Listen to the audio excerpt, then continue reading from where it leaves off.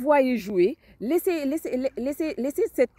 ce moment d'attention-là à eux. Par exemple, ça c'est un signe révélateur qui va vous dire, en fait, par exemple, je vous donne un exemple. Un enfant qui a une belle avenir, un enfant qui est né leader, un enfant qui est né leader, qui est né pour être quelqu'un, qui est né pour diriger, des foules. Vous voyez, donc regardez cet enfant-là.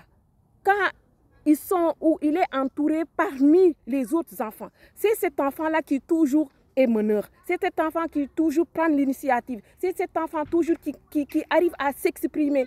C'est pas, je ne dis pas des enfants qui font la sottise ou qui font trop la bêtise, qui n'écoutent pas et qui font le chef, quoi. Non, je ne dis pas ça. Mais c'est l'enfant qui est correct. C'est l'enfant qui amène pas de problème, qui ne fait pas beaucoup de dégâts, mais cet enfant-là qui est meneur. Ça va vous...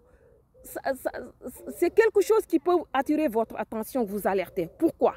Parce que les enfants, ils sont tellement purs, ils sont tellement, en fait, innocents et ils n'ont pas de péché.